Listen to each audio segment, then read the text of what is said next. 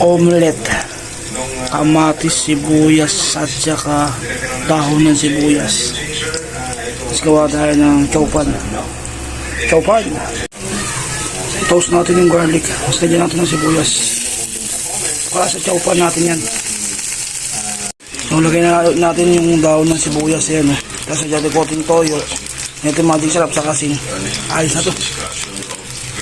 Isipin niya ang mga Romanov, parang sinasabi umano na baka mangyayari muli sa pamilya Marcos ang nangyari sa kanila noong 1986. Tanong ni Tulfo, sino ba ang dapat mag-ingat kung ang pahayag ni Mayor Duterte ay nakadirekta sa Pangulo? Ayon kay Lopok, wala silang nakumpirmang Operation Romanov at ang nahanap lang ay ang naturang January 2024 video ng nakababatang Duterte. Sabi ni Binduan, hindi tungkol sa Operation Romanov ang binanggit ni Mayor Duterte.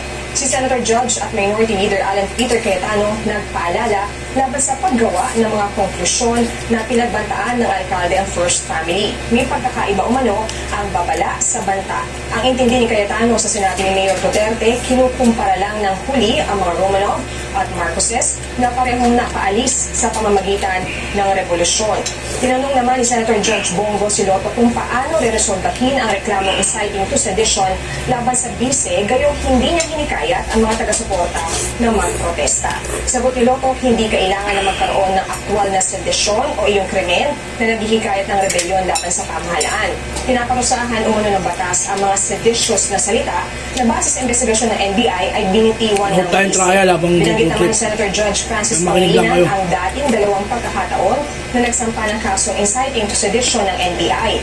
Ang isa ay laban sa isang taong nag-post sa social media at nag-alok ng 50 million pesos para sa sinumang papatay ni Duterte. Ang isa ay nag-alok naman ng 150 million pesos. Tanong ni Pangilinan, ang mga ganitong pahayag o aksyon ba ay maghihikayat sa iba na labanan ng pamahalaan? Sumang-ayon si Lotok dito. Samantala, hiniling ni Atty. Amando Libutan, counsel para sa prosecutors, na pagsabihan ng korte si Binduan dahil sa kanyang quote-unquote foul side remark. Tinanong kasi ni Binduan si Loto kung ipinasabi na ba ng NBI ang offended parties o sina Pangulong Marcos. Hindi ang sagot ng testigo. Punto ni Binduan, kahit walang personal na pakikipag-usap ay nagdesisyon ng NBI na may nangyaring grave threats. Sabi ni Lotok, malinaw ang ebidensya. Dito na sinabi ni Binduan ang mga katagang, according to you. Sinita siya ni Libutan at sinabing unprofessional ang ginawa ni Binduan. Paalala ng presiding officer na si Senator Judge Francis Escudero, iwasan ang ganitong mga komento. Tatanggalin umano ang mga ganitong pahayag sa records ng korte, maging iyong mga tanong na biglang binabawi o wini-withdraw.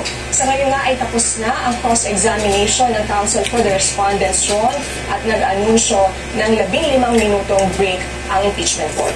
Yan mo lang latest mula dito sa Senado. Balik sa iyo, Ron. Victoria, nabalita kanina ang posibleng pagdating ni Vice President Sara Duterte sa Senado. Natuloy ba ito? Kung hindi naman, may balita ba? Tutuloy pa siya?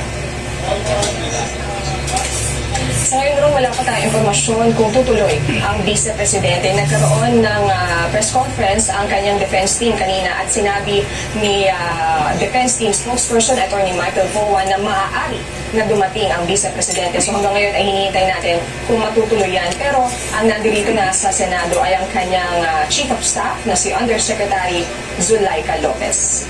Ron.